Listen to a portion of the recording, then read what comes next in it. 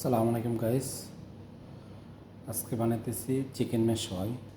আমি এই মশলা দিয়ে চিকেনটা মিক্স করে নিয়েছি।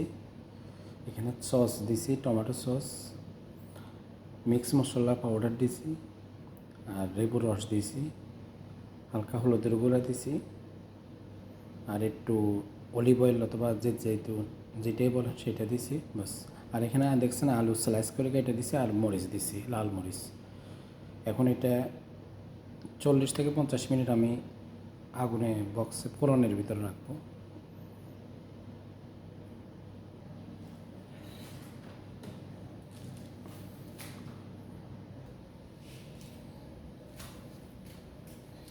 বিসমিল্লাহ।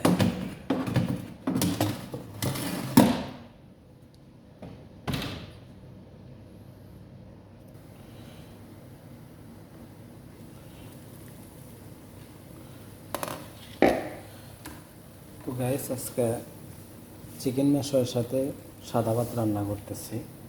আমি সাদা ভাত রান্না করতে সাধারণত 3টা অথবা 4টে এলাচি দিই, আর লবণ দিয়ে দিই। সবসময় আমরা আগে লবণ খাই, কাঁচা লবণ দিই না। আর বাইরের দেশে যারা আমরা রান্না করি সাধারণত এইভাবে দিই। সাথে একটু তেল অথবা ঘি অথবা ডালটা দিয়ে দিই, যাতে ভাতটা মানে একটার সাথে একটা না লাগে। তো কে কীভাবে সাদা ভাত রান্না করেন একটু কমেন্ট করে জানাবেন।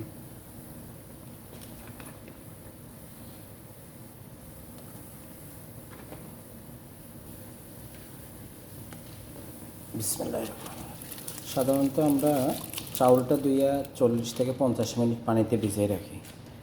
কারণ হচ্ছে চাউলটা যখন ভিজিয়ে রাখি তখন চাউলটা রান্না করতে সুবিধা হচ্ছে, চাউলটা মানে ভালো থাকে, মানে অনেক লম্বা হয়। আমাদের গ্রাম দেশে মা বোনেরা সাধারণত, মা খালারা চাষিরা বোনেরা সাধারণত চাউলটা ধুইয়ে ভিজিয়ে রাখে না, এমনি ধুইয়ে মানে পানিটা চড়াই রাখে। ওই জন্য চাউলটা অনেক সময় ভাঙে যায়। আর যখন চাউলটা আপনারা পোলাও চাউল বলেন, বিরিয়ানির চাউল বলেন, সাদা ভাত বলেন, আপনারা যখন চাউলটা পানিতে ভিজিয়ে রাখবেন তখন চাউলটা দেখবেন ভাতে আপনাদের অন্যরকম একটা টেস্টটা আসবে। এমনকি চাউলটা মানে ভাতটা অনেক লম্বা হবে, সময় কম লাগবে রান্না করতে।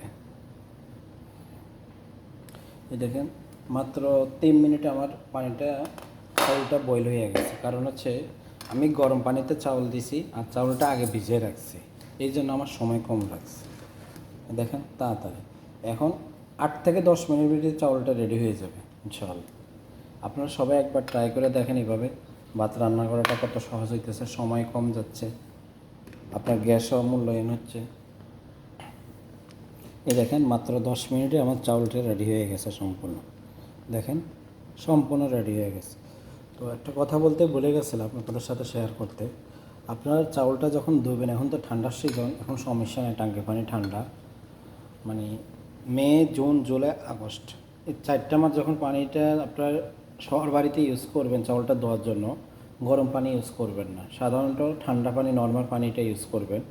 কারণ নর্মাল পানিতে যখন আপনি চাউলটা ধুইবেন আর চাউলটা পানিতে ভিজে রাখবেন তখন আপনার ভাতটা মানে চাউলটা ভাঙবে না, চাউলটা মানে পুরো আস্তেই থাকবে।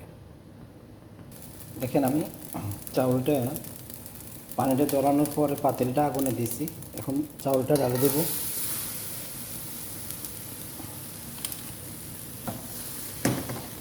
এখন আগুনটা একদম লাস্ট পর্যায়ে দিয়ে 3 থেকে 4 মিনিট অথবা 5 মিনিট এভাবে আগুনটা রেখে দিবেন। তাহলে চাউলের ভিতরে যদি একটা কোনো পানি থাকে ওই জিনিসটা শুকিয়ে নেবে, তখন চাউলটা একটু সুন্দর আসবে। এখন দেখি মুরগিটা কী অবস্থা, 40 মিনিট হয়ে গেছে। মাশাআল্লাহ, দেখছেন নিচে পুরো রেডি হয়ে গেছে। এখন উপরে নিচে চুলা জ্বলতেছিল এতক্ষণ, এখন বন্ধ করে দেবে, এখন উপরে চুলা জ্বালাবো। এখন আমি উপরে রেখে দিতেছি, উপরের চুলায় ওপেন করে দিছি, নিচেরটা ক্লিয়ার হয়ে গেছে। এখন উপরে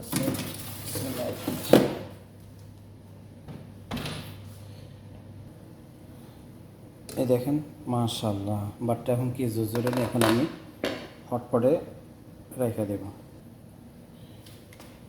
বিসমিল্লাহ।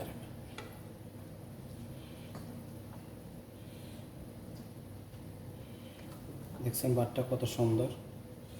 আমার এই পেজে অনেকে আছেন আমার সাথে একসাথে চাকরি করছেন ওমানে, তুর্কি হোটেলে।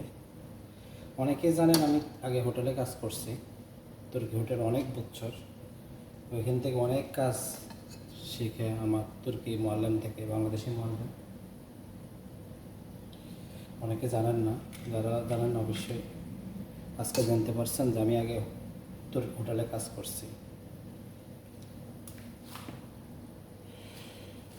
সামান্য একটু ঘি দিয়ে দিতেছি ডালটা, যাতে ভাতটা খাইতে একটু টেস্ট হয়। এটা অরিজিনাল ঘি, আরব দেশের গরুর ঘি।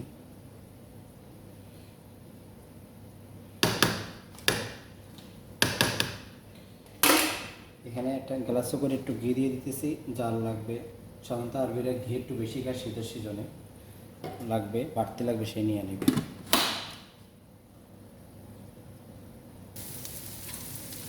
এই যে এখানে আমার জন্য একটু ভেন্ডি ভাজি করতেছি, কারণ আমরা হচ্ছে মাছে ভাতে বাঙালি, সাদা ভাত সপ্তাহে একদিন রান্না করি, প্রতিদিন তো বিরিয়ানি আপনারা দেখেন এক আইটেমের চলে। তো সাধারণত সাদা ভাতের সাথে একটু সবজি ভাজি বক্তা হইলে ভালো হয়, এটা নিজের জন্য করতেছি। দেখেন গাইস, চিকেনটা সম্পূর্ণ রেডি হয়ে গেছে। তো কে কোথা থেকে দেখছেন, কেমন হয়েছে আজকে দুপুরের আয়োজনটা কমেন্ট করে জানাবেন প্লিজ। আল্লাহ হাফেজ।